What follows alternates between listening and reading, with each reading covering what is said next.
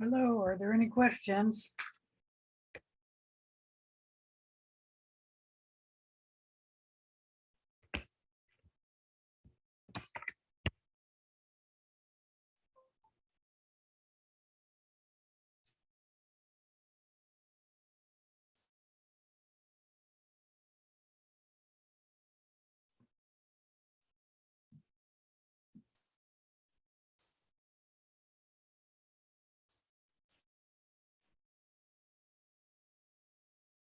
Well, if there's no questions, let's begin.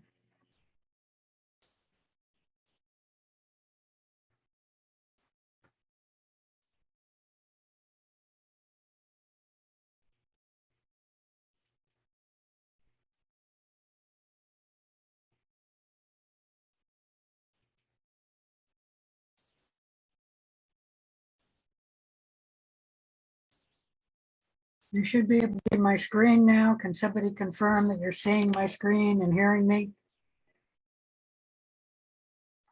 We can see it just fine. Great.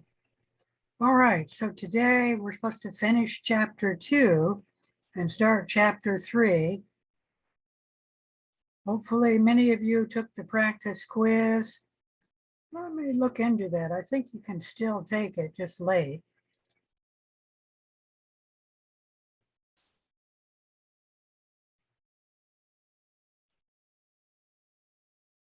And I should have checked that before I started the class. Come on.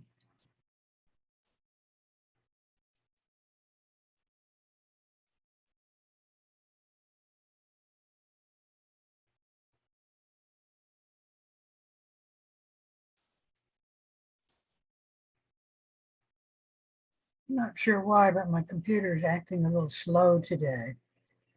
And I noticed it must have updated because when I tried to get into Zoom, it didn't automatically log in. It required me to log in, which was a little difficult because I didn't remember my login information. So I had to look it up.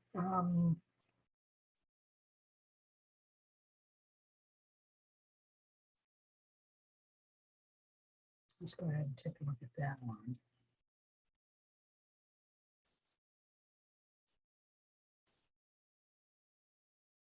Yeah, you can take this quiz until July 18th. It will be marked late because you were supposed to finish it by July 13th, but I've got it open until July 18th. So if you haven't done the practice quiz, especially the one with requiring lockdown browser, you really should.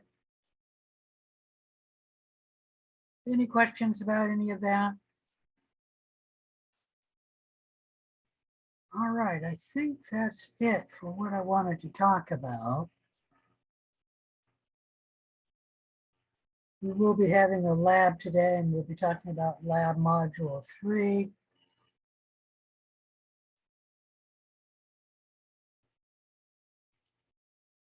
I guess I should leave this up and scroll up to the time so I remember to stop at 6:50, not at 6:30.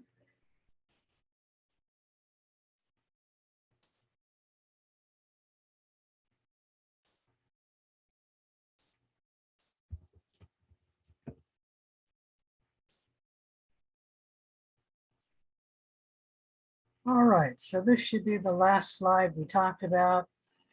We talked about organic compounds and how they can be classified as monomers and polymers. And the polymers are made by the monomers joining together in dehydration synthesis, also called the condensation reaction. Any question about any of that?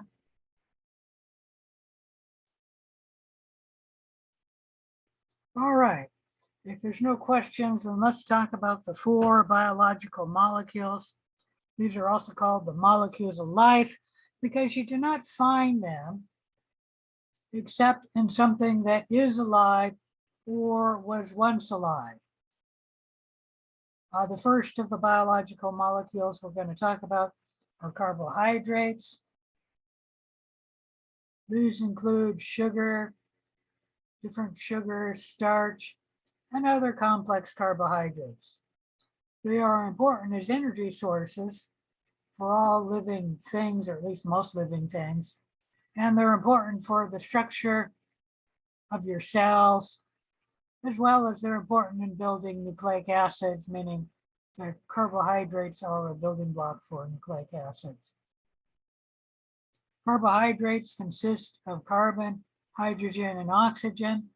However, they're just not any arrangement of carbon, hydrogen, and oxygen. They are specifically found in this chemical formula. And that is, for each carbon, there's 2 hydrogens and 1 oxygen. And then you just multiply that for the number of times that unit repeats in the carbohydrate. For example, in glucose, you take CH2O and then multiply by 6, because glucose has 6 carbons, 12 hydrogens, and 6 oxygens. Any question about any of that?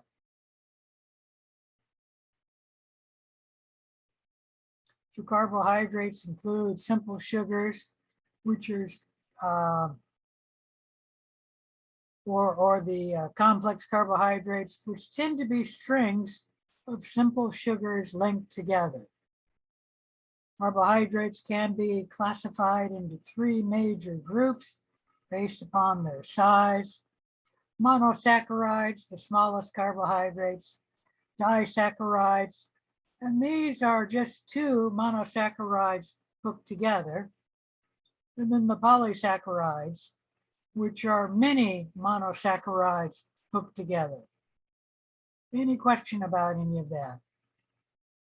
And if you don't know, di means 2, poly means many. And saccharide just means sugar or monomer of carbohydrate.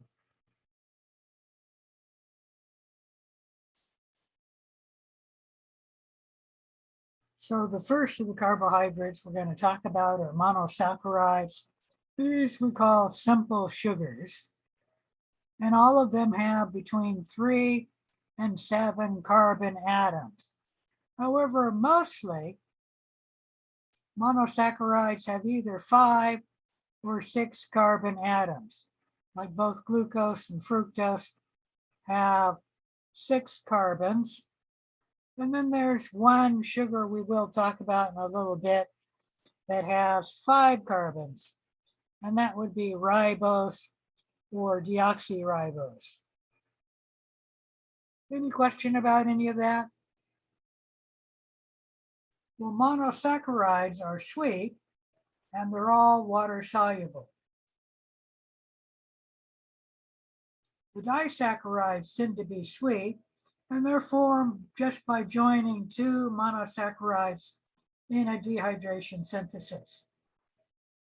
And so here we have glucose and fructose, and in dehydration synthesis we pull out water and then link the oxygen of fructose to the carbon of glucose right there, making the disaccharide sucrose.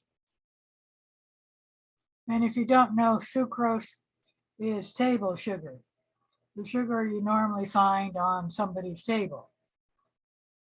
You won't find it on my table because I'm a hypoglycemic, but normally that would be the table we have on the sugar we have on the table. So we call it table sugar. And disaccharides are made by dehydration synthesis, but you can break them down by adding a water right here. And then that water gets split with the hydrogen going to one of the monomers and the OH going to the other monomer, giving us glucose and fructose. Any question about any of that?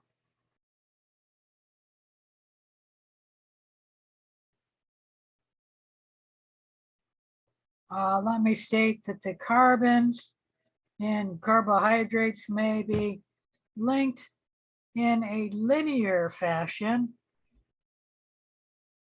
which I don't have a picture of that. So maybe I'll try and draw it here. You'd have your first carbon here and your second carbon here, your third carbon here, fourth, 5, 6, and they're just linked together. But they may also be in a ring structure, which you should have had this in biology 160, in which case we don't label the carbon. So wherever there's a point, that's where a carbon is. And if ever there's not a carbon, you put in the element, like right here on that point. It's not a carbon, so we put in oxygen. But right there's a carbon. And then you take the branches off of the carbons, which are mostly OH and H groups, but occasionally there will be something a little more complex, and then you have to write it in. CH2OH for this one, for glucose. Any question about that? Now with glucose and fructose, the molecule can be linear, meaning the carbons are connected in a line, or they can be circular like this. Glucose tends to be more linear than circular, and fructose tends to be more ring structure or circular than linear. Now you can remember that as fructose is found in honey, and honey is a liquid. I guess that doesn't really help you. When it's a liquid, fructose tends to be in a ring structure.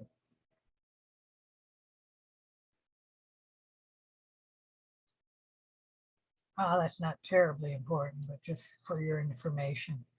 All right, the third group of carbohydrates are the polysaccharides.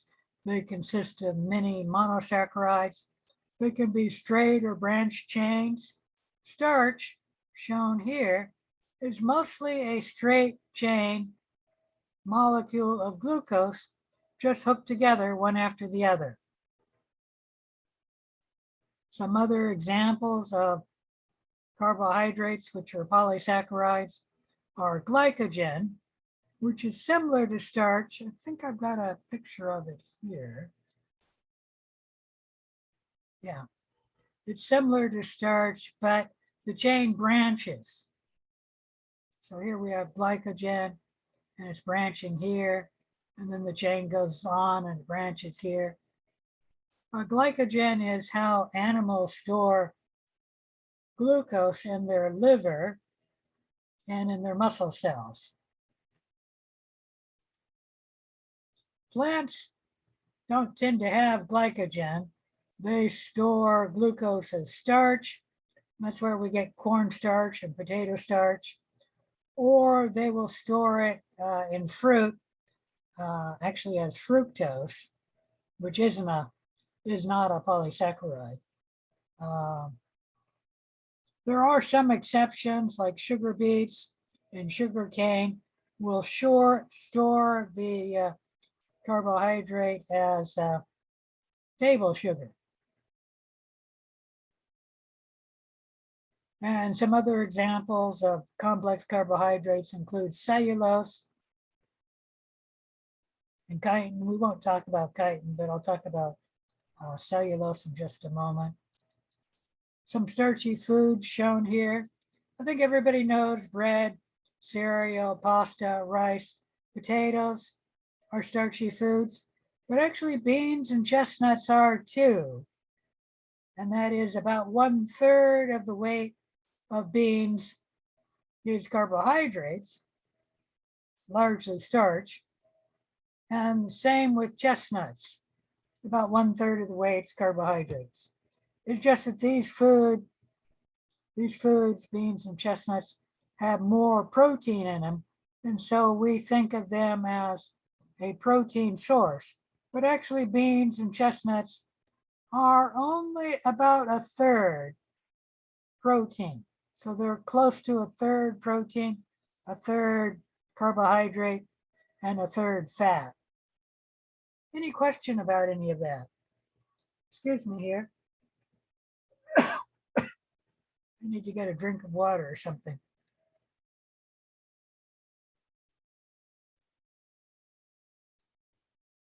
All right, so this table, you don't have to memorize it. It's showing you the different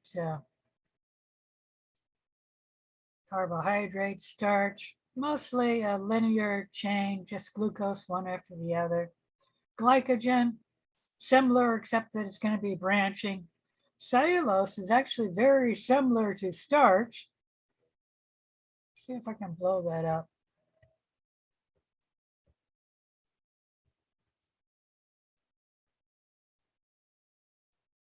Now, how do I move this over? That's going to move the slide, I think. Meaning cellulose is one chain of monomers covalently linked. And then there's other chains next to it or beside it, as well as on the side or on top and below. There's these chains of cellulose. And then these chains are linked with hydrogen bonds between the glucose. So this chain is covalently linked, covalent bond, the glucose one after the other. And then this glucose is hydrogen bonding to that glucose. This glucose here is hydrogen bonding to that one and to that one. This glucose is hydrogen bonding to that one and that one. And there's a lot of hydrogen bonds holding the cellulose together. And it's why most organisms cannot digest cellulose. It is true that termites and some, microbes can digest cellulose, but most animals cannot. And even the termites, they don't digest the cellulose directly. They have an organism in their stomach or intestines which digests the cellulose for them. And if I remember correctly with the termites, the microbe, which is a protist, has bacteria inside the protist, which actually digests the cellulose. And then animals that eat grass and other plant matter that's rich in cellulose, they can't digest the cellulose themselves directly, but they have microorganisms in their stomach to digest the cellulose. And if you don't know, cows have 4 stomachs, and that's because even for the microorganisms, it takes time to digest the cellulose.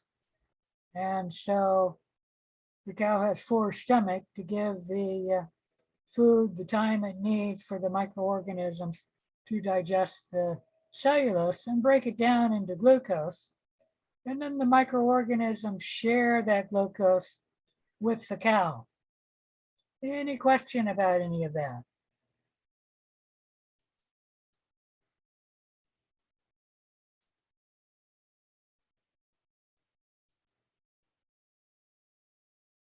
All right, no questions. Let's move on.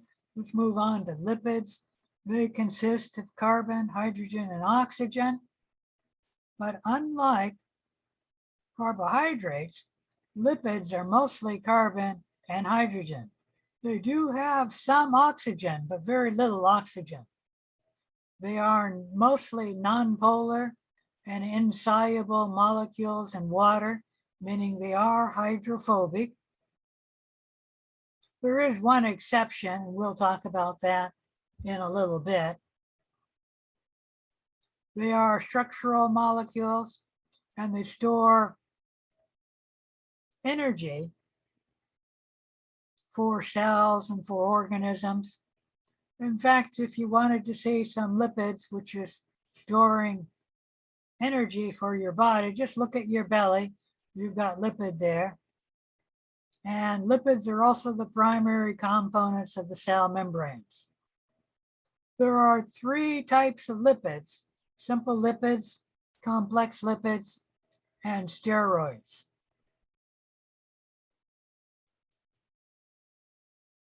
The simple lipid is composed of fatty acids, and it's a major component of many lipids, not all lipids, but many. And so some lipids do have monomers, and a fatty acid is one of the monomers. We'll talk about the other monomer in the next slide. Fatty acids consist of chains of carbons with hydrogen bound to it. And it does have some oxygen, but only two, one right here, and then one OH group right there. And when we take this fatty acid and link it to a glycerol to make the fat or the triglyceride, the OH of this fatty acid comes off as water, taking the hydrogen of the glycerol to make the water. So my point is that lipids don't have a lot of oxygen. When we're looking at the fatty acid chain, they're generally fairly long carbon and hydrogen links. If each carbon is held together to the other carbon with a single covalent bond, we call that a saturated fatty acid. And all of the carbons in a saturated fatty acid will be single covalent bonds. If you have only one or more of these carbons hooked by a double carbon bond, then we call it a unsaturated fatty acid. So it only takes one double carbon bond to make it an unsaturated fatty acid. Where you have the double carbon bond, you cause a kink in this chain, and then it bends as shown here. So there we have a double carbon bond, and it causes a kink in this fatty acid. Whereas here, this fatty acid is saturated fatty acids, only having one single carbon bond in the entire fatty acid. Now, when you're talking about a fat or a lipid that's not a monomer, you only need one double carbon bond to call it an unsaturated fat, So this is an unsaturated fat. And this isn't a complete lipid because we don't have the other fatty acids attached to it. But this is a saturated fatty acid because all the carbon links are single carbon links, single covalent links. Any question about any of that?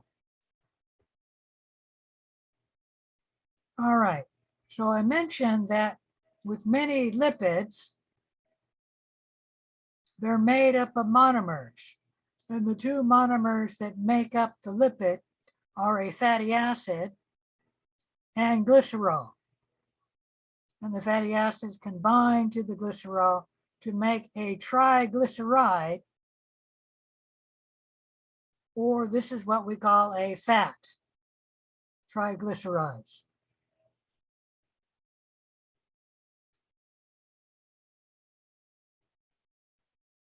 Any question about any of that? So triglycerides are 3 fatty acids and 1 glycerol. This is the body's richest energy source. This molecule, or a molecule similar to it, will be the body's richest energy source.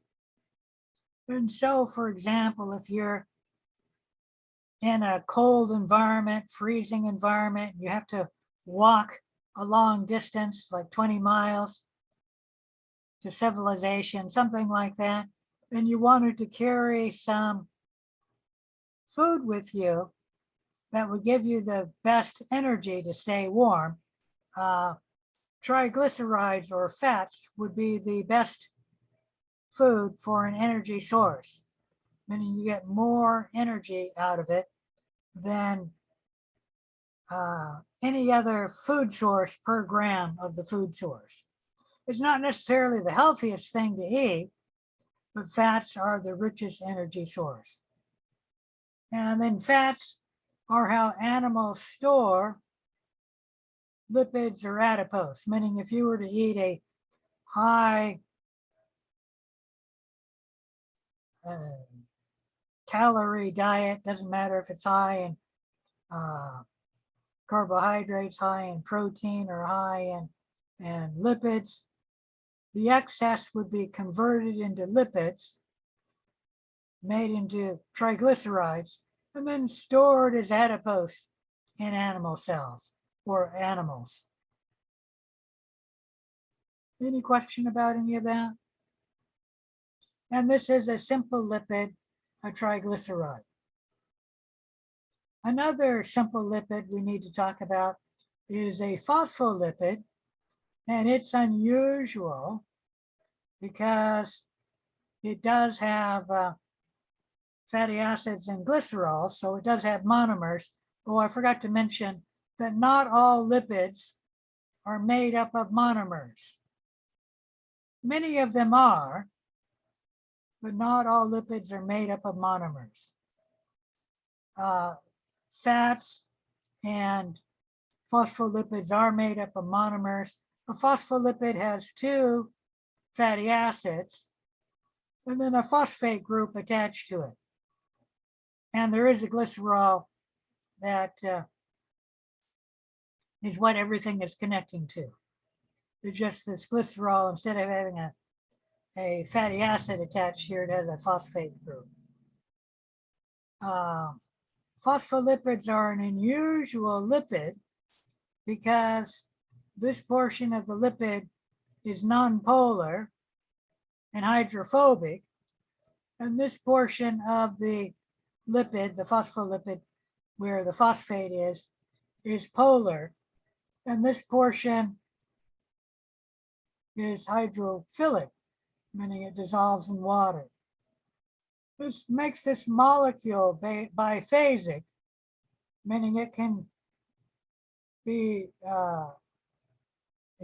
soluble in both water as well as oil or a lipid.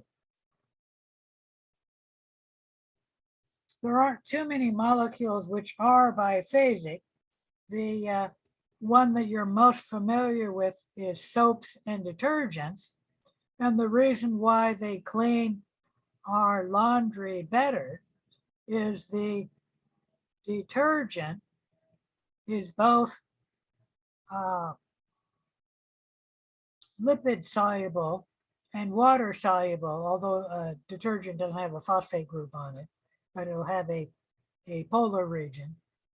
And that way, the detergent can take out the oil from our clothes, because this portion of the molecule will dissolve in the oil, and then this portion will dissolve in the water. And that's why detergents wash our clothes better than just with water alone. The detergents can remove the polar molecules from our clothes, as well as the non-polar and the lipid molecules. When you have phospholipids and you put them all together in water, they will start lining up like this. And then this will circularize on itself, forming a circle. And then that will form a three-dimensional structure like this. Obviously, it goes around like that too. And that should be familiar to you. What's that look like?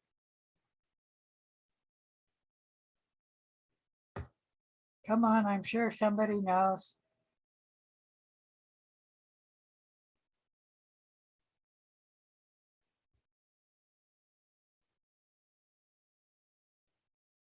All right. Nobody's saying anything. Let me make sure that I've still got people here. Oh, I can't get to the controls. Yep, there's still people here. All right. This looks like a cell. And that's because your cell membrane is mostly phospholipids, and the phospholipids orient themselves so the phosphate part, or the head, faces the outside where there's mostly water. Think of it as a blood cell, a red blood cell in the blood. Most of that blood is water, and so the phosphate part's facing the water. And then inside the cell is mostly cytoplasm, and the phosphate of the phospholipids will face the water of the cytoplasm. And then the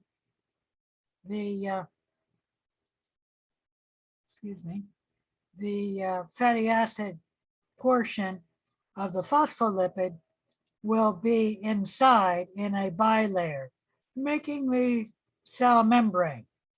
And the phospholipids are the main molecule you can find in any membrane or cell membrane. Any question about any of that?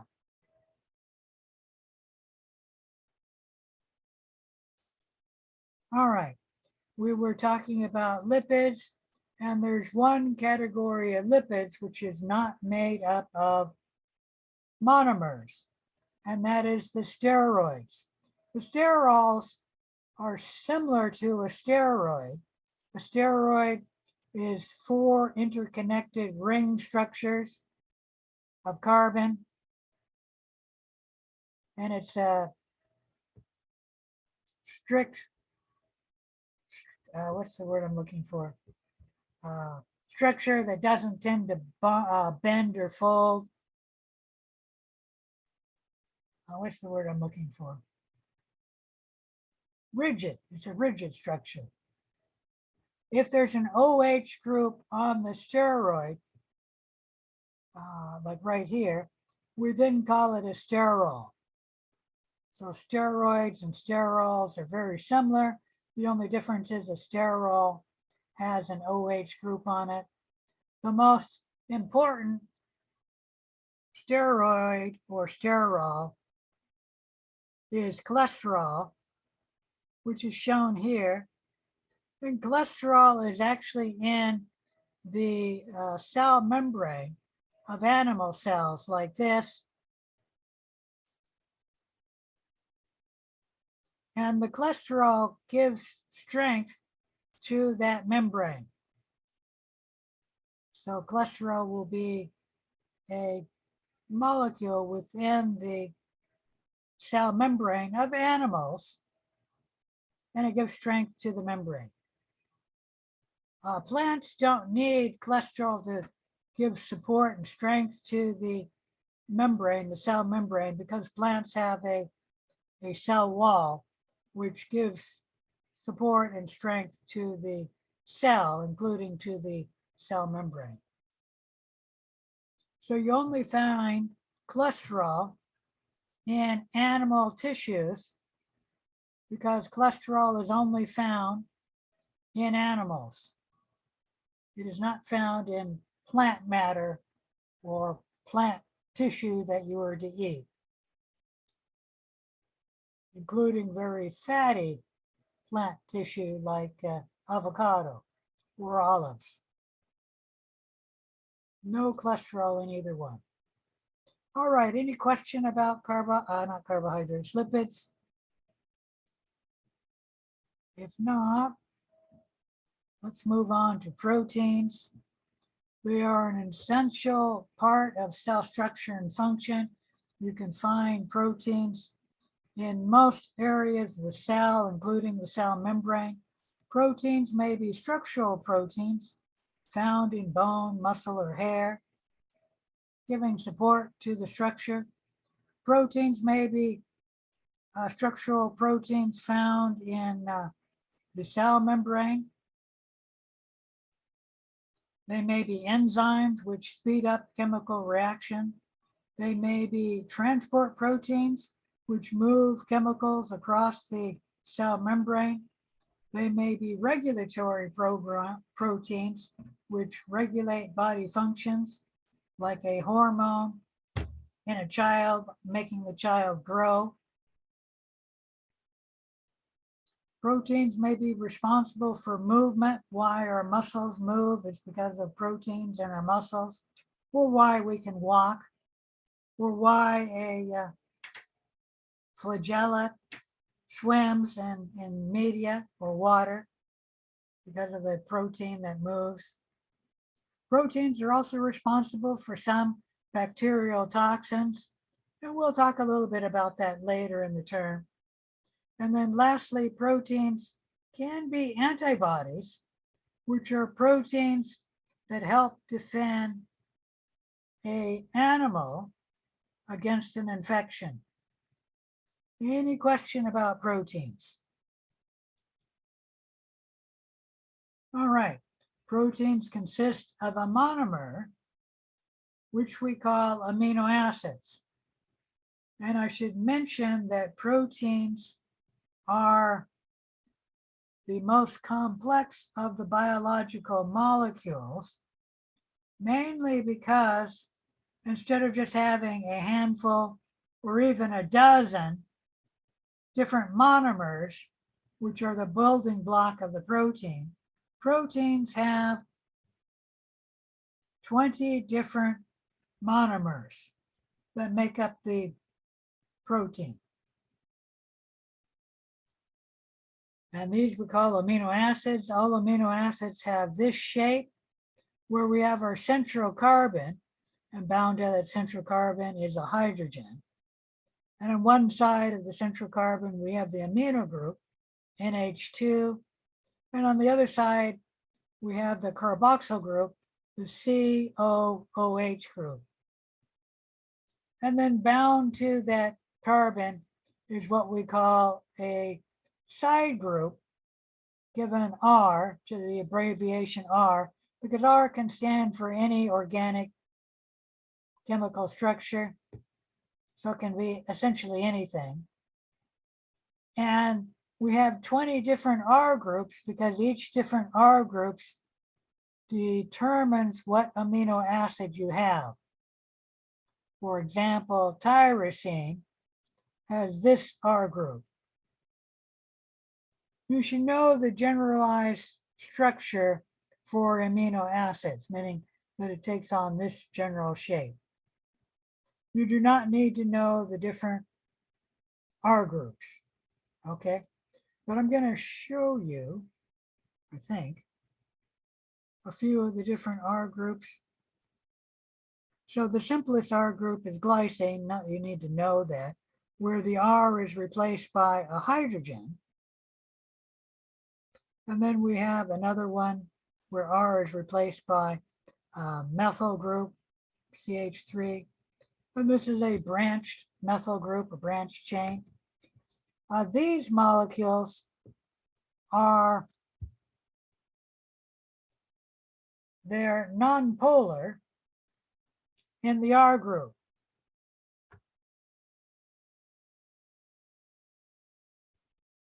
And so, well, not all R groups are nonpolar. This is a nonpolar R group here too. But here we have a polar R group. And this right here, this portion is nonpolar, but this portion here is polar. The important thing to note is that all proteins are both nonpolar from the R group, and then polar from some R groups, this one and that one, as well as polar from the amino group and the carboxyl group. And that means that every protein is both polar and nonpolar. If the protein is found among water, we'll have the nonpolar groups of the protein fold inside, and then on the outside of the protein, we'll have the polar groups. On the other hand, if the protein is found in a membrane or in a lipid, then we have the polar groups folding inside the protein, and on the outside of the protein, we have nonpolar groups. Any question about any of that?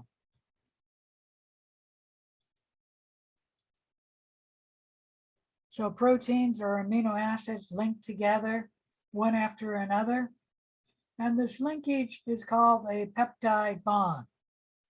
It is unusual because when we link one amino acid to another, the nitrogen of this amino acid links directly to the carbon of this amino acid,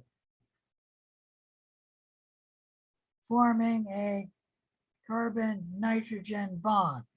This linkage is unusual not only in biological molecules, but in the universe, that we don't see a linkage between nitrogen and carbon all that often. But we do see it in proteins all the time, and that's why we call it a peptide bond, because we find this linkage in proteins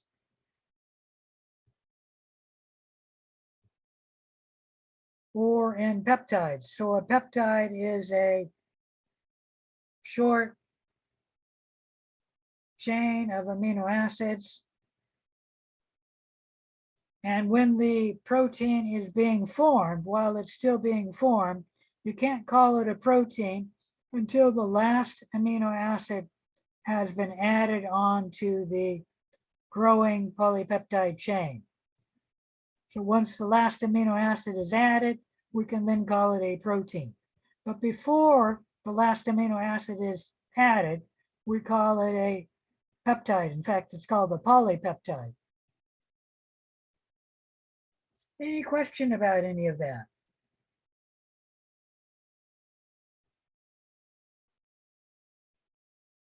All right, once again, we can form this peptide bond by linking together two amino acids in a dehydration synthesis reaction.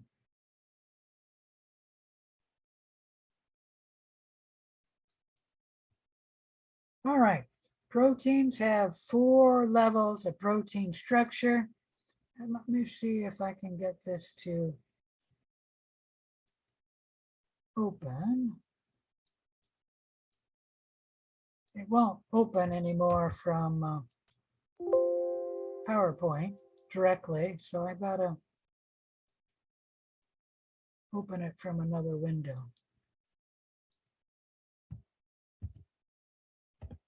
And while that's loading, let me go ahead and say that proteins have 4 levels of protein structure. There's the primary level, the secondary level, the tertiary level, and the quaternary level. The primary level is just the sequence of amino acids in the protein.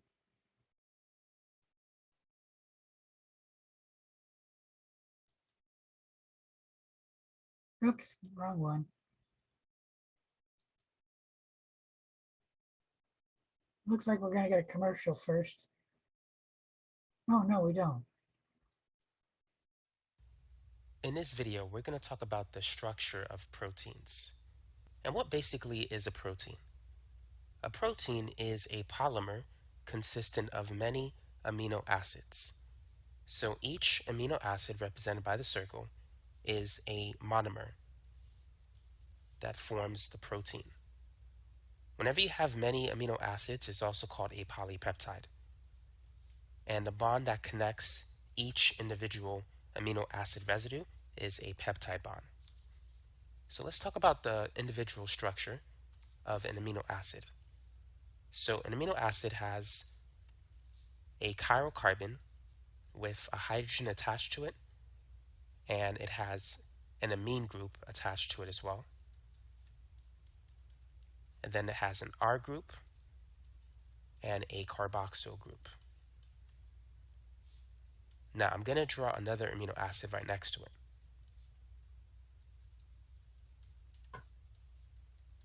The left side, where the nitrogen is located, is the N-terminal of the amino acid.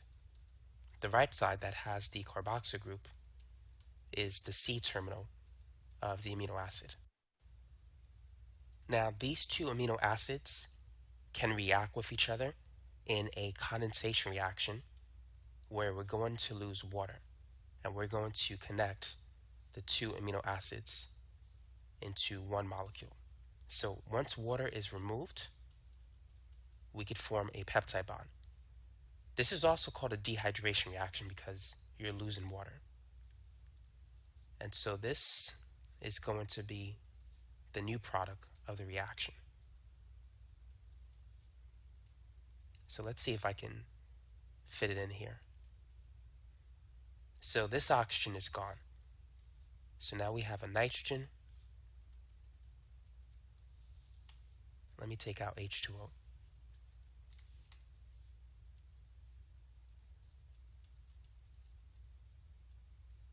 We have one hydrogen left over. We lost two once we lost water.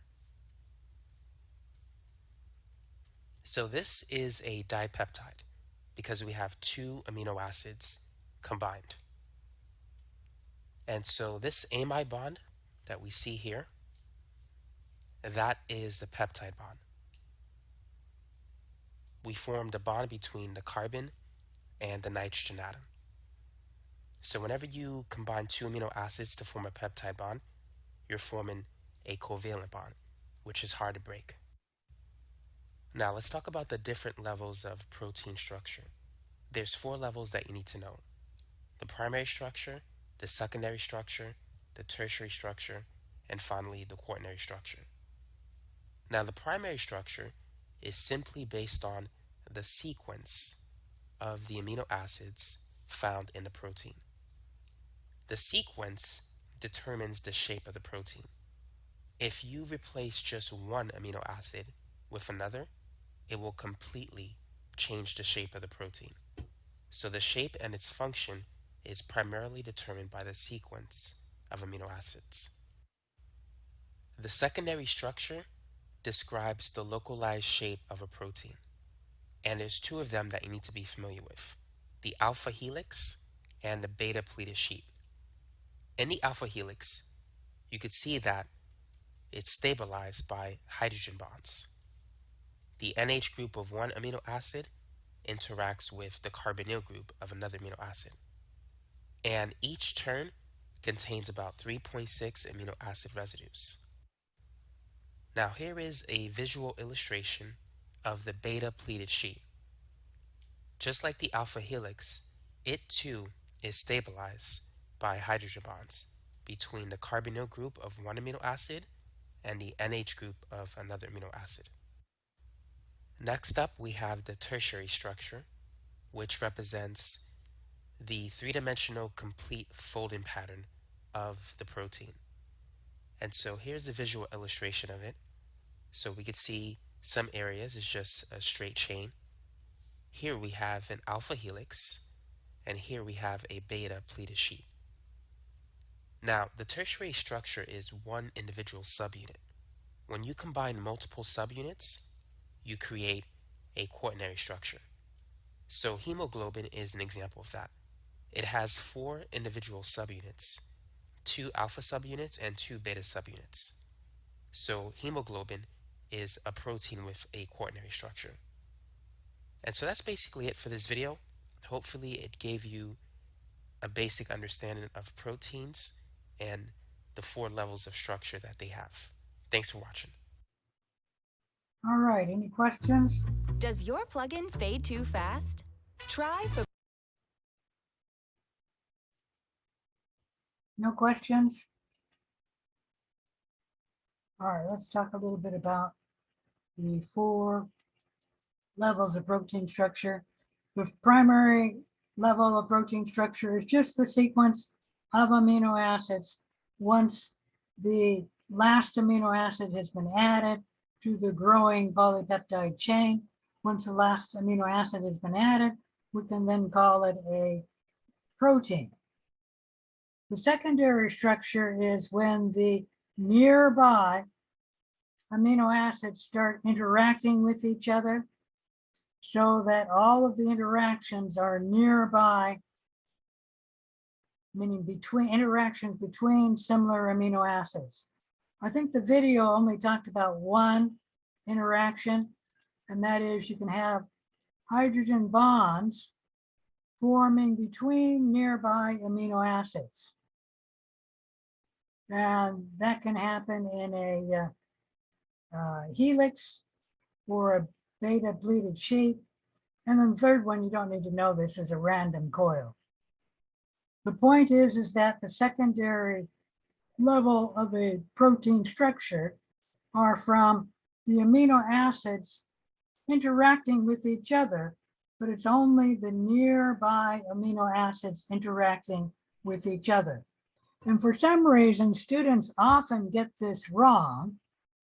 The interactions between the nearby amino acids can be more than just hydrogen bonds forming between the nearby amino acids. The interactions can also be ionic bonds, where the amino group of one amino acid will ionically bond to the carboxyl group of another amino acid, or there could be an R group which has an ionic bond binding to another R group which has an ionic bond. Not an ionic bond, an ionic charge, I guess I should say. And so the nearby amino acids can react in a hydrogen bond. They can also react with an ionic bond. And then there's a third interaction, which is an attraction, and that is the different R groups, if they're nonpolar R groups like to be around other nonpolar groups. And so a nonpolar amino acid will be attracted to another nonpolar amino acid. And that may be only the R groups that are nonpolar. That you don't need to know what that attraction is, but it's actually van der Waal forces. And it's why oil, when you put it together, will form one solid structure, meaning not solid structure. It'll form one covalent liquid structure, why the oil sticks together, meaning you put the oil molecules together, it doesn't go into the atmosphere as gas, because the oil is attracted, the molecules are attracted to each other, and then they'll form a liquid. Any question about any of that? Anyways, that's all of the ways that the secondary structure of a protein can be between amino acids that are interacting with each other that we call attraction. But you can also have repulsion. Let me show you a picture of something. Here we go, right here. Come on, switch. I guess I got it blown up too large.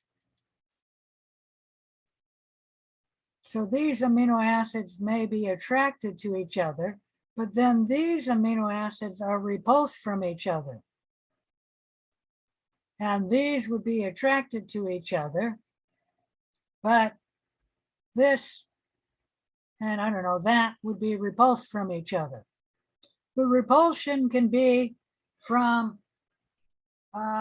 ionic bonds that have the same charge, meaning this hydrogen amino acid is positive and that amino acid is positive. So they will repulse each other.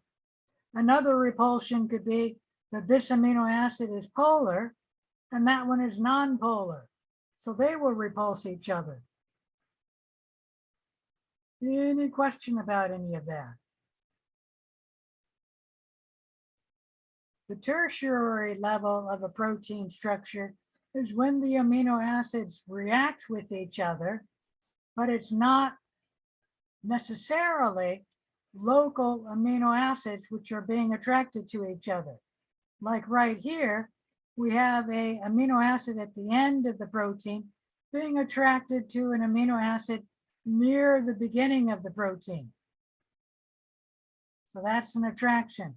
And that attraction can be for all of the attractions we said in the secondary level. I mean, it can be a hydrogen bond, it can be an ionic bond, it can be van der Waals forces being an attraction. And then it can be a well, then it can be a repulsion where one amino acid repulses another in the tertiary level.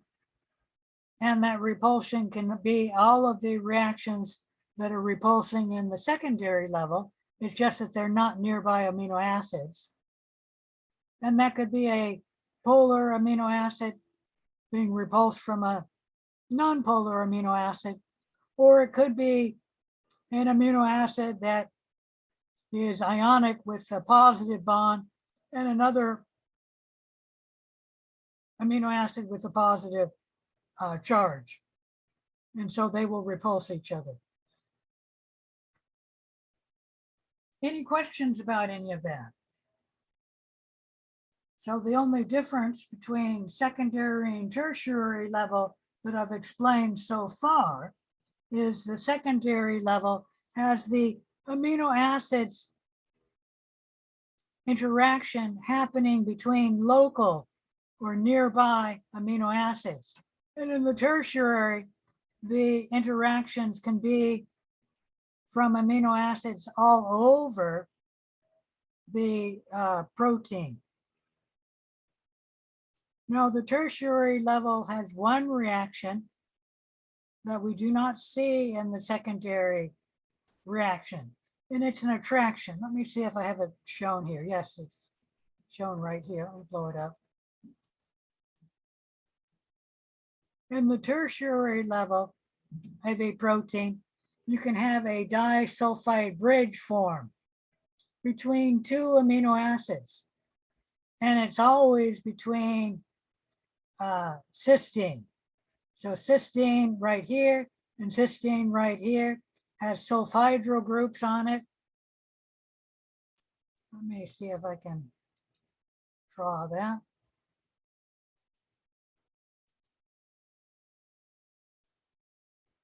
So we have a cysteine here. It has a sulfur hydrogen group and then another sulfur hydrogen group connected to a cysteine. Well, these hydrogens can come off, and then there will form a,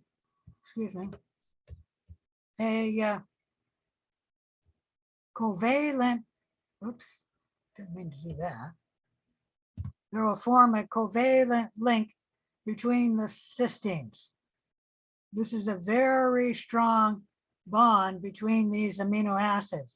This is a covalent bond linking the two amino acids together.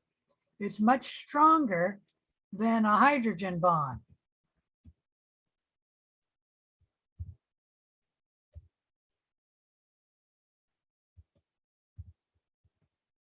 For example, my mother used to curl her hairs in a bobby pin and whatever those things were called, I forget. And then put on the curling hat and then turn on the curling machine, which put moisture in her hair. I think it was warm moisture. And then she would, after I think a few minutes, I don't remember how long it was, turn off the machine, take off her hat and take out the bobby pins and the curling irons or whatever they were called. And then she'd have a curl in her hair. But then she'd go walking out in the Western Oregon or Western Washington air, which has lots of moisture, especially in the fall, winter, and spring. And the moisture in the air, just the small rain, the sprinkle, or what do you call that? I forget. The dew in the air would make her hair curl, sag. Ugh. And the reason is that her hair was being formed in the curl with hydrogen bonds between amino acids in the protein of her hair. And it was a very weak bond, which is why the moisture in the air could break the curl. That's very different when you get your hair permed. When they make a perm, they link the cysteines together in your hair to make this disulfide bridge. And if you don't know, you can take your permed hair and go into the shower and you'll still have your perm for about a month. So this disulfide bridge is much stronger link than the hydrogen bond, which links the amino acids together. Any question about that? All right, so that's the tertiary structure. For some proteins, that's the highest level of protein structure that we have. And that would be because the protein only has one polypeptide subunit. Most enzymes have only tertiary levels of a protein structure, like the enzyme catalase. But if the protein has more than one polypeptide unit making the protein, we then have a quaternary level to the protein, the fourth level. And where do I have that shown here?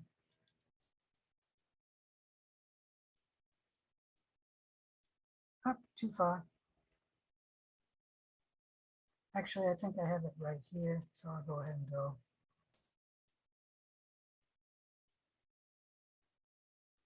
So for the protein hemoglobin, it's made up of 4 polypeptides. And the same with an antibody. It's made up of 4 polypeptides. When these polypeptides come together and then start interacting with the other polypeptides, we then have our quaternary structure, where the proteins come together with the polypeptides, at least 2 or more of them, to form the functional protein. And these bonds are all the bonds that we mentioned earlier that you can find, or the interactions, I should say. They might not be bonds, they may be interactions between secondary levels and tertiary levels. Any question about any of that? All right, so those are the 4 levels to protein structure. Proteins can have 2 basic overall shapes. There can be a globular protein, which is roughly spherical, and hemoglobin is an example. Most enzymes are another example. Or the protein can be fibrous, thread-like, such as collagen. Proteins can also be conjugated to other molecules, and these we call conjugated proteins, where the amino acids are hooked together with other organic or inorganic components. We normally name this conjugated protein by its non-protein component, like glycoproteins are proteins and carbohydrates or glycogens. So proteins and carbohydrates is a glycoprotein. The lipoproteins are proteins and lipids. You can find both glycoproteins and lipoproteins in the cell membrane.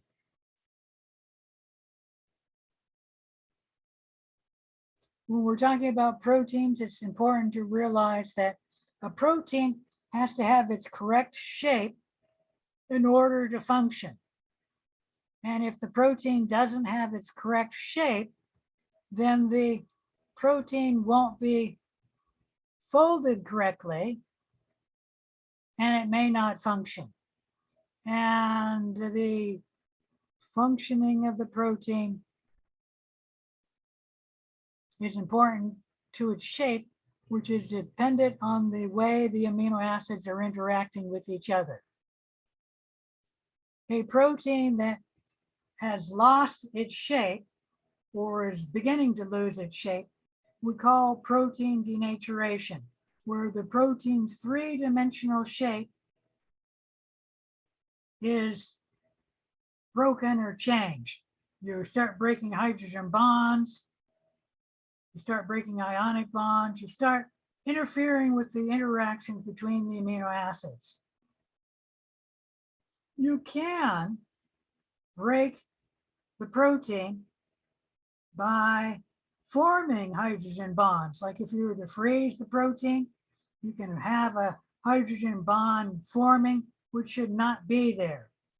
And that can cause the protein to denature as well. And then the protein, if it's fully denatured, will no longer function. And that's why we call it denatured. Proteins denature when the protein is in the wrong temperature, the wrong pH, or the wrong salt concentration.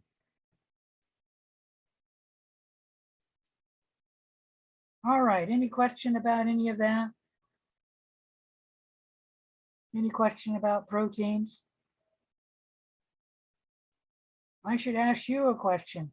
Why, when you put a protein in the incorrect temperature, the incorrect pH, or the incorrect salt concentration, why would that cause the protein to denature?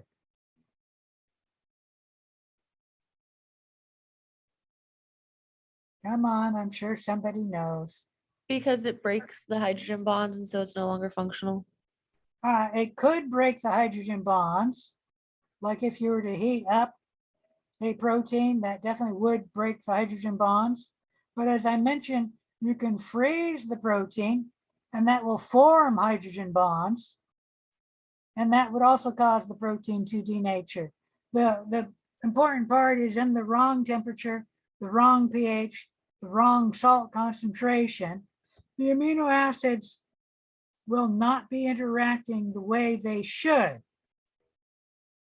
And that will cause the protein to denature and the protein to change its shape, to unfold or to fold too tightly.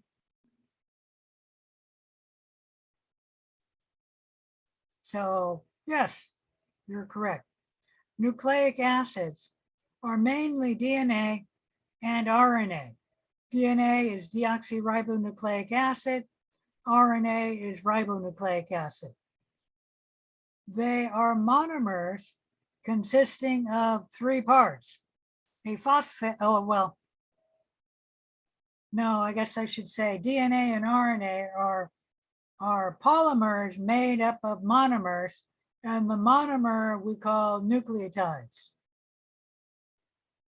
Okay, each nucleotide is made up of three parts. A 5-carbon pentose sugar, which is either ribose or deoxyribose. It's deoxyribose in DNA and ribose in RNA, and that's why we call it ribonucleic acid and deoxyribonucleic acid. The second part of the nucleotide is a phosphate group bound to the sugar, the ribose or deoxyribose. And the third part is a nitrogen-containing base which can be a purine or a pyrimidine. And we'll talk a little bit about that in a little bit. So that's what all nucleotides are made up of, 3 parts. And for DNA, there's only 4 nucleotides you need to know. For RNA, there's also only 4 nucleotides to know, although one of them differs. And you should know them by their names: adenine, thymine, cytosine, and guanine. Or you can just know them by their initials: A for adenine, T for thymine, C for cytosine, and G for guanine.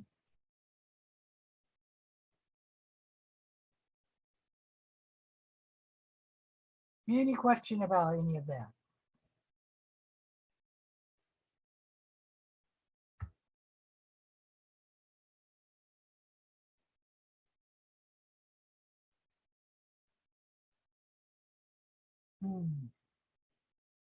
I think what I'm trying to show here is the difference between the purines and the pyrimidines. And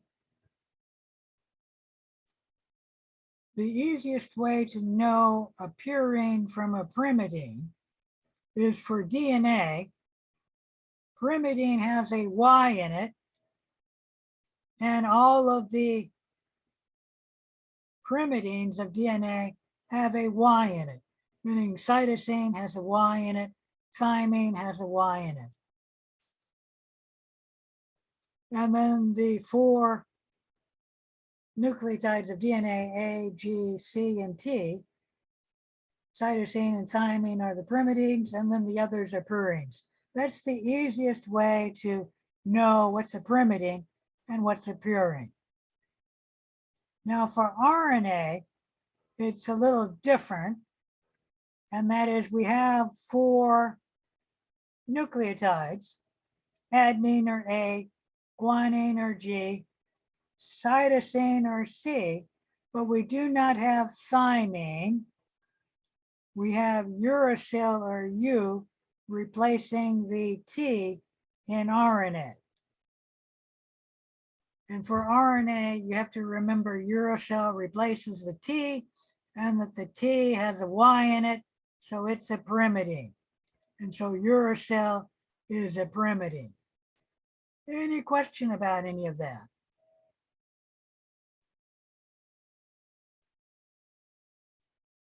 Oops, went too far. Let me try and blow this up.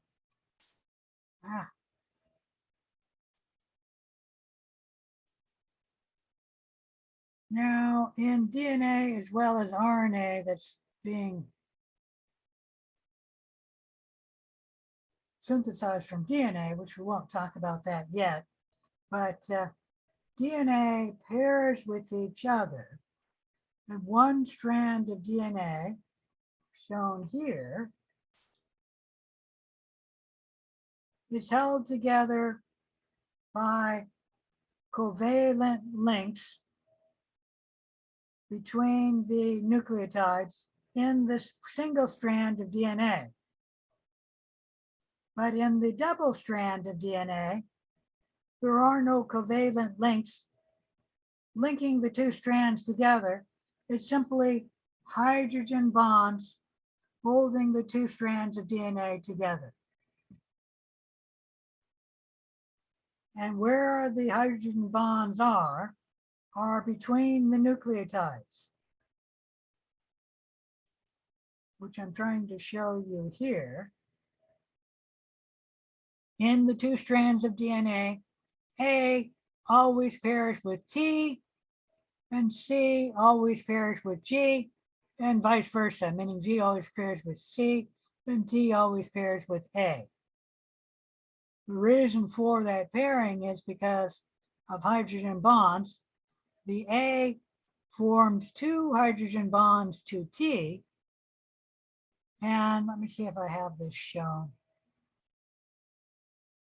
Maybe right here. The G and the C form 3 hydrogen bonds between each other.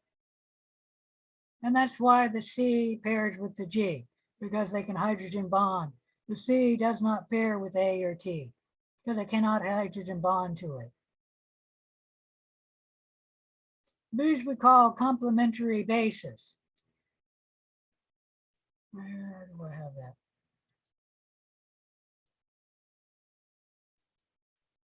Why the A always pairs with the T is because they're complementary bases. Any question about any of that?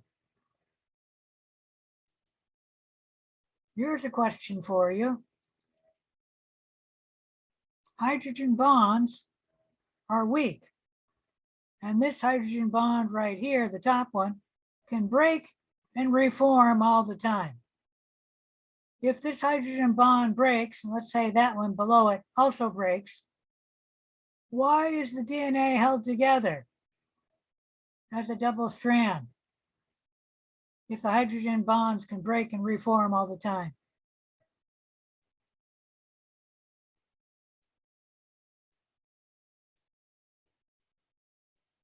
Okay, think about that.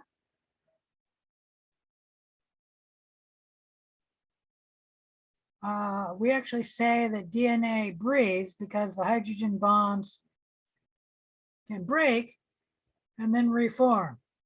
And so the DNA can have a, I don't know, a portion of it that's not connected to the other in a double bond, in a hydrogen bonding, meaning that right here, if all 3 of these were to break, this would not be a double strand of DNA right there.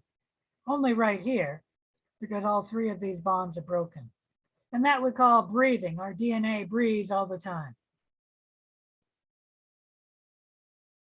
All right, let's go on and talk a little bit further about this. We talked about the sugar in DNA is deoxyribose. It's double-stranded. The strand of DNA in the single strand is held together by the sugar phosphate backbone, meaning the sugar here binds to the phosphate. Where do I have that shown?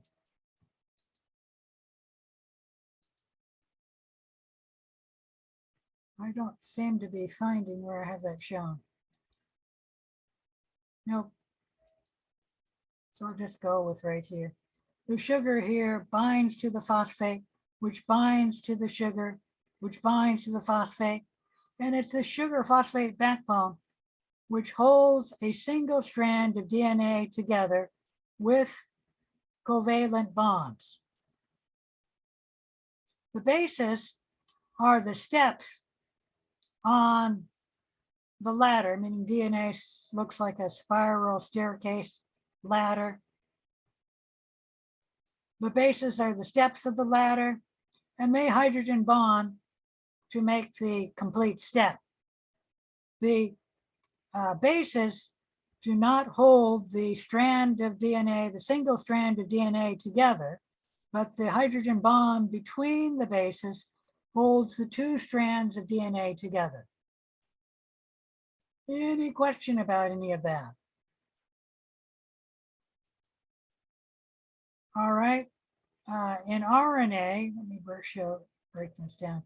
The sugar is ribose, and it is only single-stranded. So RNA in our cells is only single-stranded. It is true that tRNA has a little bit that's double-stranded, but we're going to skip that and just say for our cells, RNA is single-stranded. Once again, the sugar phosphate is the backbone, which holds the RNA molecule together. There are bases, the A, C, G, and then there's no T. The T is replaced by the U.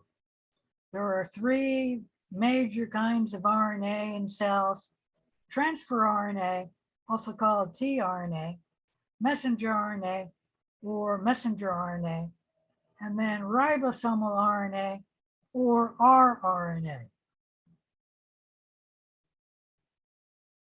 Any question about any of that? And I'm not sure I've ever stated this, let me state it. If the DNA is making RNA from a gene, how does the polymerase know to make tRNA, mRNA, or rRNA from that gene?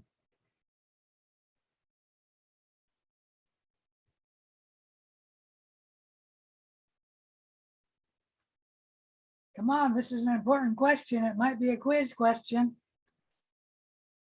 Another way of answering it is, how are tRNA, messenger RNA, or rRNA different from each other? Do they have the same nucleotides? That's a yes or no question. No. Say again? They do not have the same nucleotides. Actually, they do. They have the same nucleotides. They're all adenine, guanine, cytosine, and uracil. So they have the 4 same nucleotides. The only difference in the RNA is the sequence of nucleotides. So they have a different sequence of nucleotides. tRNA has a different sequence from messenger RNA and from rRNA. And how the polymerase knows to make tRNA, messenger RNA, or rRNA will depend on the gene, because the gene will code for either tRNA, messenger RNA, or rRNA. So the gene will determine what RNA you make. And if the gene codes for tRNA, the polymerase will add the nucleotides to make tRNA. If the gene codes for rRNA, the polymerase will add the nucleotides to make rRNA. And if the gene codes for a protein, the polymerase will add the nucleotides to make messenger RNA. And then that messenger RNA will go into the cytoplasm and be read by the ribosomes to make the protein. Any question about any of that? If you think about it, it's not really that complex. We have different genes to make tRNA, messenger RNA, and rRNA. And then the gene determines what RNA you make.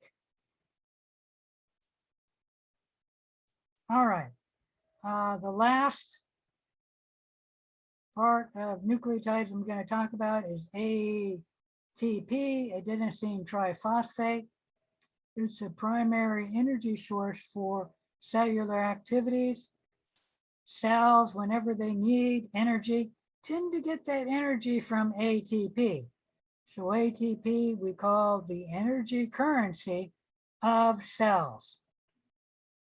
ATP has adenine right here, that nitrogen containing base.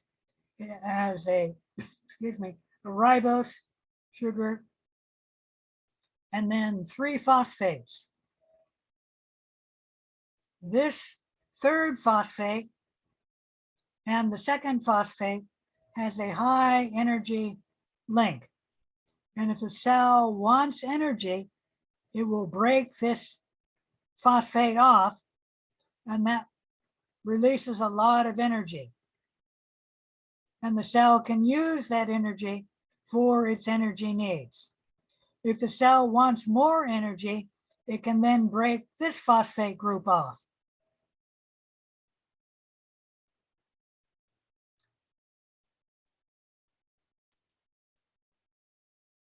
ATP is made by dehydration synthesis. So we can take ADP, adenosine diphosphate, A with 2 phosphate groups, add on phosphate. This is an inorganic phosphate, what the I stands for. And then you need energy to make the reaction go this way, forming water, and then ATP, adenosine triphosphate. And then when the cell wants energy, it can break off this phosphate, drive the reaction this way. That releases energy. Some of that energy can be used to for the cell for its energy needs.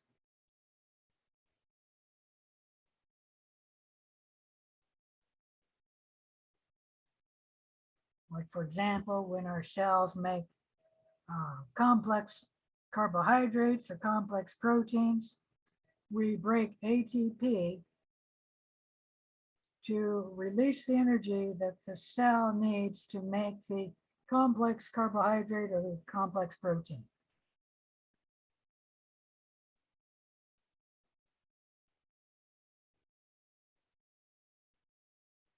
All right, let's move on to our last slide. We talked about hydrogen bonds in this lesson. What molecules that we discussed have hydrogen bonds that give the molecule important properties? So what molecules have hydrogen bonds that we discussed? Molecules of DNA. DNA, yeah. DNA has hydrogen bonds, which you need to have the two strands of DNA come together to form the two strands. The hydrogen bonds hold the two strands together. And then other molecules that we discussed, liquid water has hydrogen bonds. Carbohydrates, we didn't really discuss it, but why they dissolve in water is because of hydrogen bonds. Like sugar, why it dissolves in water, why you can add sugar to your coffee and or your tea, and it forms hydrogen bond with the water, and then that makes it the sweeter. Lipids have hydrogen bond, and we talked a little bit about that with the phospholipid. We didn't talk about it with other lipids, but it's mainly the phospholipid that has hydrogen bonds forming. And then proteins have hydrogen bonds, and we talked about how hydrogen bonds are important in the final shape of the protein. Part of that shape of the protein is formed by hydrogen bonds forming between amino acids. Now, that's not the entire reason for the shape of the protein, meaning there's many other interactions that can happen besides hydrogen bonds. But what would happen to these molecules if hydrogen bonds were to all disappear? Well, the molecule wouldn't function. The molecule might come apart, like DNA would come apart. So we need hydrogen bonds for life to continue. All right, any questions about chapter 2?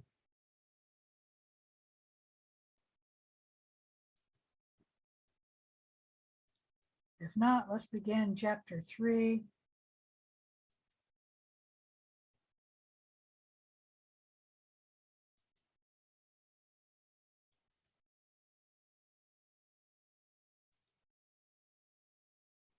So chapter 3 is observing microorganisms. We will talk about microbes, and the major goals are listed here, as well as a rough outline. You should know the terms: what's resolution, refraction, stains, basic and acidic dyes, what's a smear preparation, what's a mordant, what's peptidoglycan. You should understand the sizes of organisms and the properties of a microscope. Understand the differences between the major differences. Understand the major differences between a light microscope and an electron microscope. Understand why staining improves resolution. You should also be able to explain the 3 different types of stains. There's a simple stain, a differential stain, and a special stain. And then lastly, understand the Gram stain, its procedure, and the basis for its differential staining. Any question about any of that? All right. we're going to be talking about measurement. And in science, we use the metric system. You are expected to know the metric system, and you will be quizzed on that. There is a study guide online to help you study. Let me see if I can find it.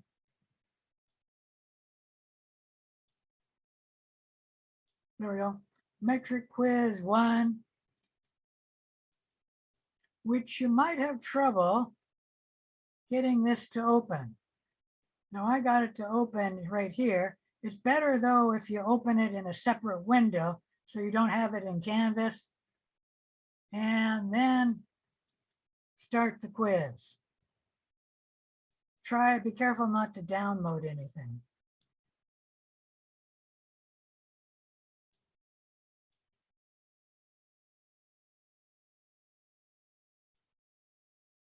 So select the base unit of the metric system for length.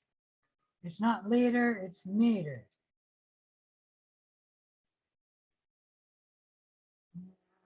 I'm not going to do all of them, so how do I? Someplace along here, there's a button. Ow, that's a bit loud. Someplace along here, there's a button for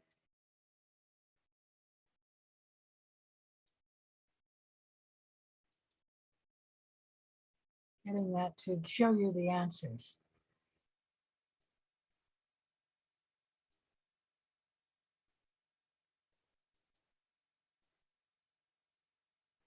Just scrolling. Maybe you have to scroll to the end before you can see the answers. I don't remember. Anyways, if you have trouble getting this to open, come on. Here, just copy the link and open it in a new browser window. I don't know why my computer is so slow here. It's true that I'm running Zoom, but that's all I have. And like I said, it'll be better if you click this link again and get it out of Canvas. You can run it in Canvas, but it doesn't work well because you're not seeing enough of it.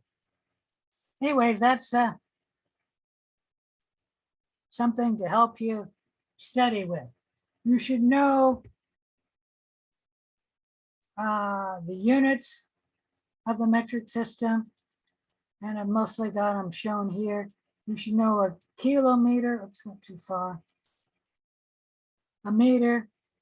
You don't really need to know a decimeter, but you should know a centimeter, a millimeter, a micrometer, because that's the size we use in a microscope.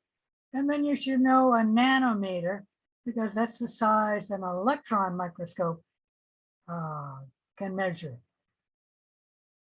You should know a kilo is 1,000. So there's 1,000 meters in 1 kilometer. And 1 meter is, of course, 1 meter. 1 centimeter is 1/100th of 1 meter. 1 millimeter, 1/1000th of 1 meter. 1 micrometer is 1 in a million, or 1 over 10 to the 6 meters. So you should know how to, the name and then the metric equivalent, meaning how many. You do not need to know the US equivalent, and this is hard, converting centimeters to inches. And I do remember 1 inch is 2.54 centimeters, but I don't remember almost anything else. And you do not need to know the US equivalent, but you do need to know the metric equivalent and the meaning of the prefix, as well as you should know most of these metric prefixes. Like I said, you don't need to know the decimeter and the picometer, but you should know all the others. You should know that the meter is the basic unit for length in the metric system. For weight or mass, it's gram. And then for volume, it's liter. Why you need to know the metric system is this map is showing you every country in the world that does not use the metric system. And if you notice, there's only 3 countries on the map that do not use the metric system. And let me tell you, the United States is slowly, very, very slowly, converting to using the metric system. And that's why on some signs, you'll see miles per hour as well as kilometers per hour. And most cars, at least the modern ones, you'll have miles per hour and kilometers per hour. We are slowly starting to use the metric system. And if you don't know, I don't have a ruler with me, but if I were to show you a ruler, we've had metrics on rulers for generations, meaning ever since I was a child, which is a long time ago, on American rulers, we've had the metric system. Okay. So we are slowly starting to use the metric system. Most of the world does use the metric system. And then the other reason why you need to know the metric system is because science and medicine use the metric system. So when you weigh something, it'll be reported in grams or kilograms. And if you measure something in science, you weigh it. Well, not you weigh it, you measure a liquid in science, you will measure it in milliliters. Or if it's a large liquid, liters or kiloliters, whatever. All right, any questions about the metric system? For typical microorganisms, you should realize that a eukaryotic cell is about 10 times the size of a prokaryotic cell. And the range will differ depending on who you ask. Prokaryotic cell, actually they get a little smaller than 1 micrometer, but the average size is between 1 and 3 micrometers. And then the largest prokaryotic cell is about 10 micrometers. Eukaryotic cells range from around 10 micrometers to 500 micrometers. But there are eukaryotic cells which are much larger than this. Who knows the largest eukaryotic cell that we've all seen? What's the largest eukaryotic cell that we've all seen? Come on, somebody's got to know. Nobody's going to guess. It is the yolk of the chicken egg. And it is true that turkey eggs and ostrich eggs are larger, but most of us have not seen the yolk of a turkey egg. I've never even seen a turkey egg other than maybe on television. And I've never seen the yolk of an ostrich egg either, which that one would be rather rare. The yolk of an ostrich egg is the largest cell currently on the planet Earth. Viruses are smaller than prokaryotic cells, and they're roughly about 1/10 the size of a prokaryotic cell. Their size can differ, and we'll talk a little bit more about viruses in a later lesson. The largest virus, megavirus or Ebola virus, at least the largest virus we're going to talk about, the diameter is about 0.44 micrometers, and this is approaching the size of the smallest prokaryotic cell.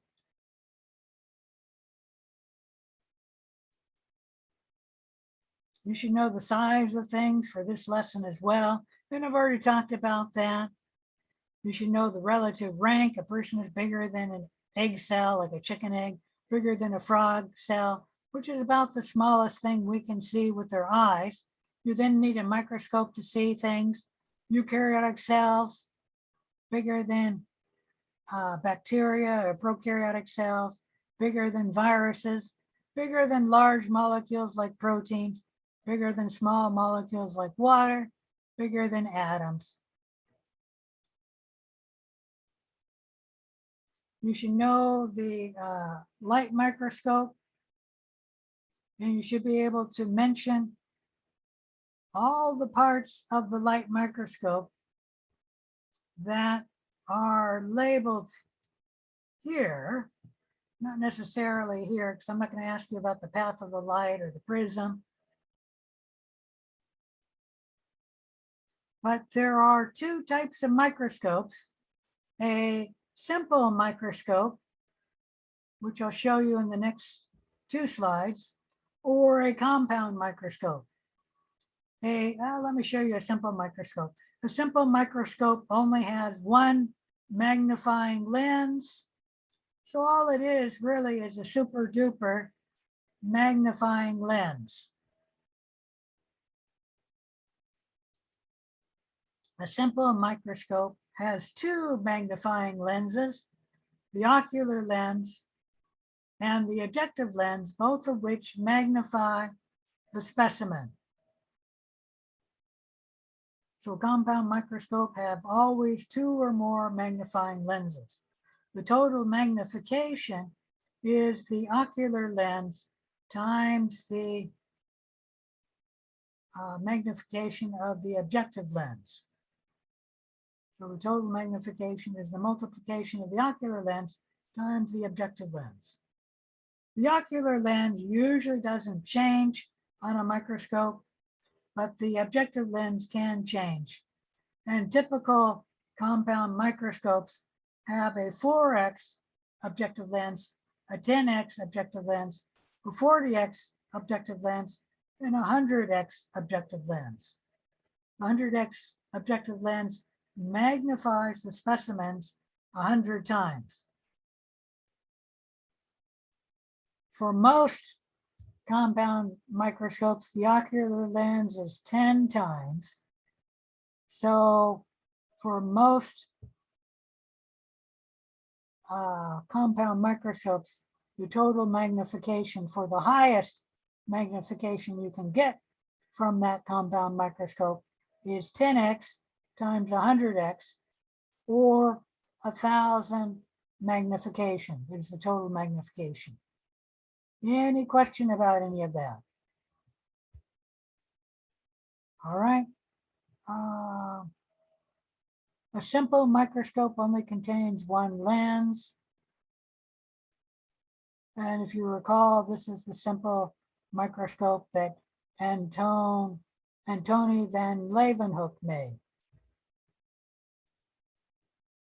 All right, so you should know these parts of the microscope: the lens, the tube, the arm, which the tube and the arm can be the same, the objective lens, the stage to place the slide on, the stage clips, which isn't labeled here, the condenser. Oops, too far.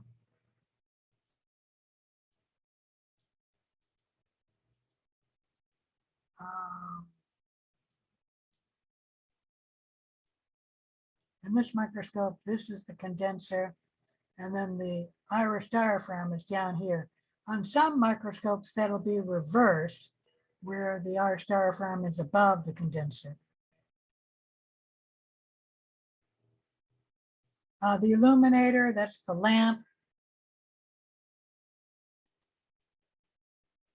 The coarse focus knob, the big knob, the fine focus knob, the little knob, and then the rheostat, the knob for turning on the microscope as well as turning on the lamp to a higher or lower intensity.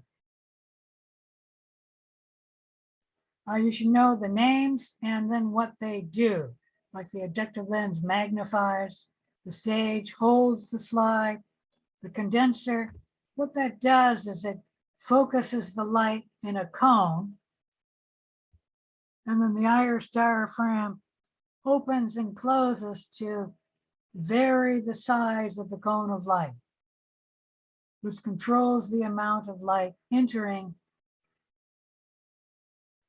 the specimen and eventually the microscope. The illuminator or the light source gives you the light. The coarse focus is for focusing coarsely, the fine focus for focusing finely. Any questions about any of the parts of the microscope? All right, I've already talked about that. You should know what resolution is, the ability of a lens to distinguish 2 points. So if you can distinguish 2 points as being 2 points, you can resolve the difference. And if the 2 points, you cannot distinguish them, and you look at it, instead of seeing 2 points, you see 1 point, then you cannot resolve the 2 points. A microscope, our microscopes have a resolving power of 0.2 micrometers. So you can distinguish anything that is 2 points that are separated from each other by 0.2 micrometers. If they're closer than 0.2 micrometers, you cannot resolve it. Let me see if I can blow this up, because that's not very visible. I'm not sure why that's not very visible.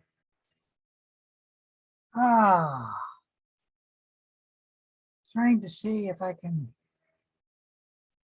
intensify the light here, but I'm not sure how to do that. Now I'm getting it to look better. Maybe it was just my eyes. Let me blow that up a little further.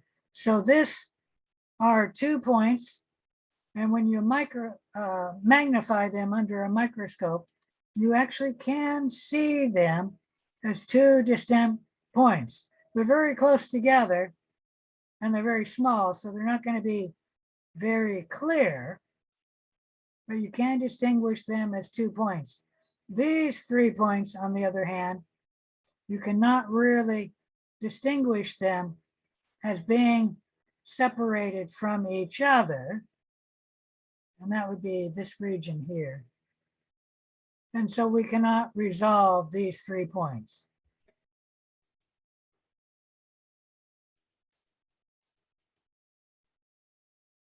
The resolution of a microscope depends on the limit of white light, which is approximately 0.2 micrometers. So the best compound light microscope can only resolve objects that are 0.2 micrometers away from each other. And they can't resolve anything closer than that because of the properties of light. This means that the best total magnification we can get is 2,000 times, meaning we can magnify the object 2,000 times.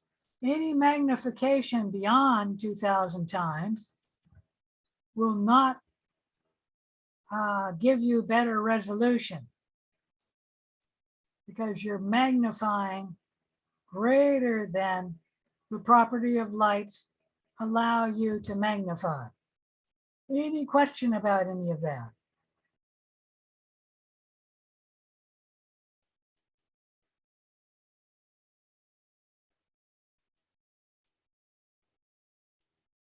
All right, another property of light is refraction. Refraction is the light bending ability of light passing through a medium. Like when we put the pencil in the water, it looks like the pencil bends right here. It's not the pencil that's bending, it's actually the light that is bending when it's coming out of the water,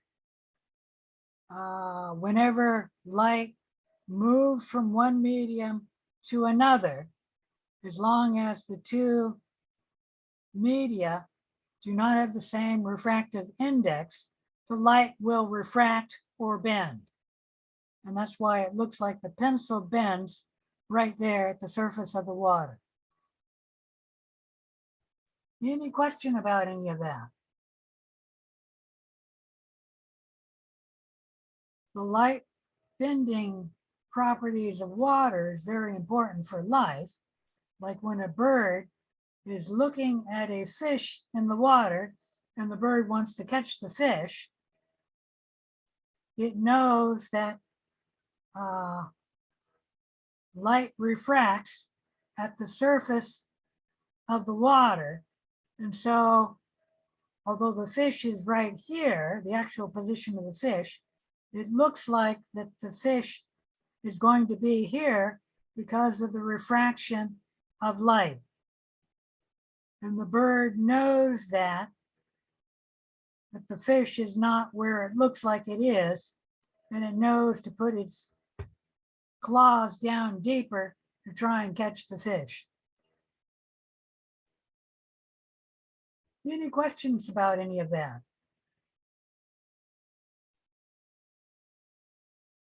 All right, for us, the refraction of light is more important when we're talking about the microscope, because we have a glass slide where the light is passing through glass, and then the light passes through air before it hits the glass of the objective lens.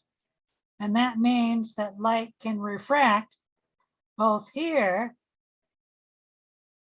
at the surface of the glass and the surface of the air. And then light can also refract, it's not shown, at the surface of the air and the surface of the glass in the objective lens. Wherever light moves from one medium to another, the light will refract and bend. And that's shown right here, where the light, instead of continuing in the same line of direction, it bends and it's being bent that way. Okay, that is why oil is an improvement when we use oil on the microscope. And that is, with refraction, the light will bend at the surface of the slide and also at the objective lens. And some of that light will bend away from the objective lens, so it will never be gathered by the objective lens. And then this one, you'll notice it's bent so hard, it does not leave the surface of the slide, okay? And that is all from the refraction of light. If we, on the other hand, we were to use oil between the slide and the objective lens, oil has the same refractive index as glass, so the light will not bend, because when it moves from glass to oil, there is no difference in the refractive index, so the light continues. This means that more light, this one right here, will not be refracted away from the lens and will be gathered by the objective lens. Because we are gathering more light, we have a better resolution of our sample. And that is why oil improves the resolution of the microscope, because oil reduces the refraction of light. So more of the light goes into the objective lens. Let me state that we only use oil with the 100x oil immersion lens. You should not use oil with any other lens. And with the 100x objective lens, it really is no better than the 40x objective lens if you do not use oil.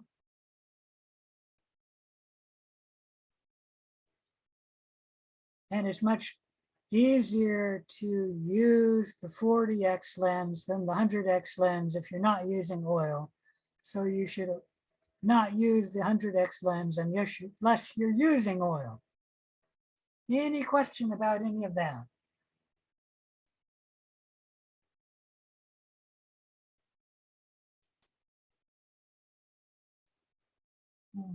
I think I'll briefly talk about this and then end the lesson. Bright field illumination is normally the type of microscope we have in the lab. And I should go back a ways and talk about something else that I forgot to talk about. Where was that? Right here. The best microscope you can get is one that will magnify 2,000 times. And it has an ocular lens of 20x instead of an ocular lens of 10x. And then you use the 100x objective lens to get a total magnification of 2,000 times.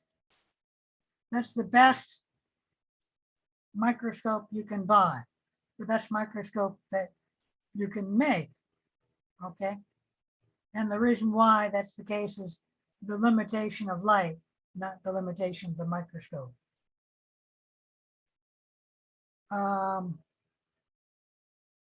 In the lab, we do not have the best microscopes because every microscope in the lab, the highest it can magnify is 1,000 times.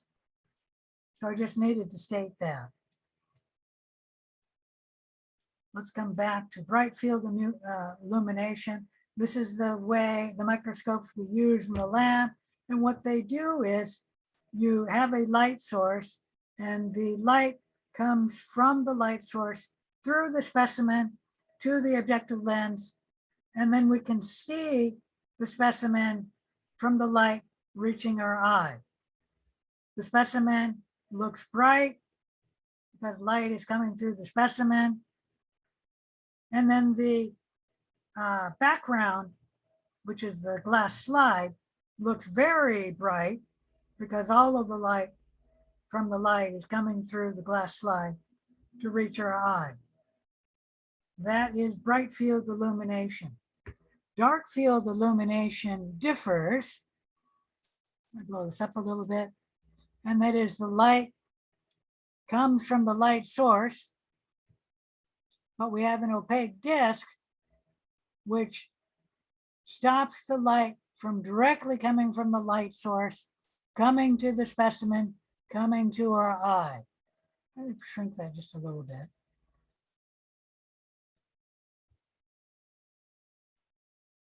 And that's why the glass slide, the background of the slide is dark, because no light is coming directly from the light.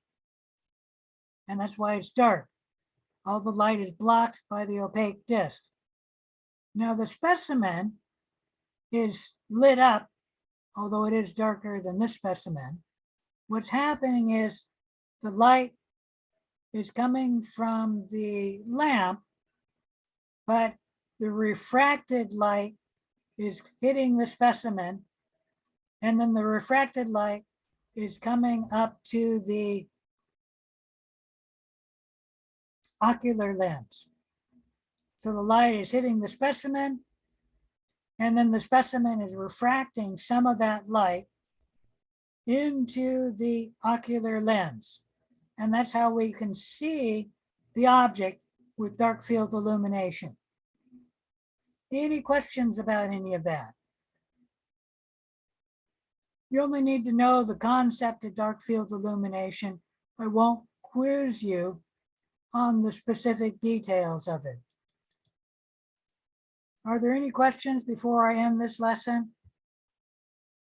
Actually, we go to 7:20. I can go on for, let's go on for 10 or 15 more minutes. I'm forgetting the time. I was about to stop here again. I think the lecture ended at 6:50 and then lab starts at 7. You're probably correct. Yep, I'm gone over. All right, so let me end it here.